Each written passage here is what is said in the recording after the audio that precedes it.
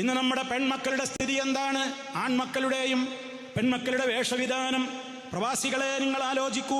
നിങ്ങളുടെ കൂടെയുള്ള പ്രായപൂർത്തിയായ പെൺകുട്ടികൾ, നാട്ടിലുള്ള പെൺമക്കൾ, അവരുടെ വേഷം എന്താണ്? അള്ളാഹു പൊരുത്തപ്പെടുന്നതാണോ? റബ്ബിന്റെ അടുക്കൽ നമ്മൾ ശിക്ഷിക്കപ്പെടുന്ന വിധത്തിലാണോ? നമ്മുടെ റിയാല് അയച്ചു കൊടുത്തുകൊണ്ട് അവർ വസ്ത്രം തയ്പ്പിക്കുന്നത് എപ്രകാരമാണ്? അവർ ഇറുകിയ പാൻറ് ധരിക്കുകയാണ്, അതുപോലെ തന്നെ അവർ ടീഷർട്ട് ധരിക്കുന്നു. പേരിന് വേണമെങ്കിൽ ഒരു മഫ്ത ഇങ്ങനെ വെറുതെ കുത്തിയിട്ടുണ്ട്, അതിന്റെ തലപ്പുകൾ മാറിലേക്ക് താഴ്ത്തിയിട്ടിട്ടില്ല, രണ്ട് സൈഡിലേക്ക് പിൻ ചെയ്ത് വെച്ചിരിക്കുന്നു. മാറ് വെളിവാവുകയാണ്, ശരീരത്തിന്റെ കൊഴുപ്പും മുഴപ്പുമെല്ലാം പ്രത്യക്ഷപ്പെടുകയാണ്. നരകത്തിയിലേക്കല്ലേ ആ വസ്ത്രം എത്തുന്നത്? സ്വർഗത്തിന്റെ മണം പോലും ആസ്വദിക്കാനാവില്ലെന്നല്ലേ മുത്ത് മുസ്തഫ പറഞ്ഞത്? നിങ്ങൾ ഉത്തരവാദികളാവില്ലേ?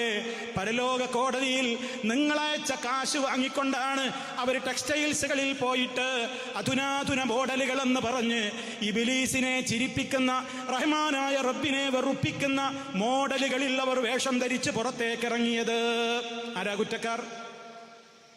രക്ഷപ്പെടാൻ പറ്റുമോ? അന്വേഷിക്കണ്ടേ?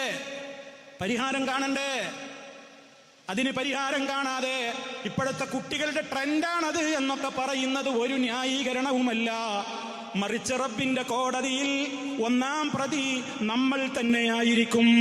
അല്ലെങ്കിൽ നമ്മുടെ മക്കൾ നമ്മളെ ഒന്നാം പ്രതിയാക്കി അവിടെ അവതരിപ്പിക്കും.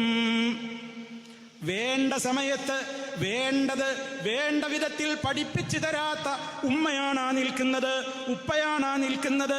ഇരട്ടി ശിക്ഷ നീ അവർക്ക് കൊടുക്കണേ അല്ലാ എന്ന് നമ്മുടെ പൊന്നുമോള്, നമ്മുടെ പൊന്നുമോന് റബ്ബിന്റെ കോടതിയിൽ പറയുന്നത് നമുക്ക് സഹിക്കാനാകുന്നത് പോയിട്ട് ചിന്തിക്കാനെങ്കിലുമാകുമോ?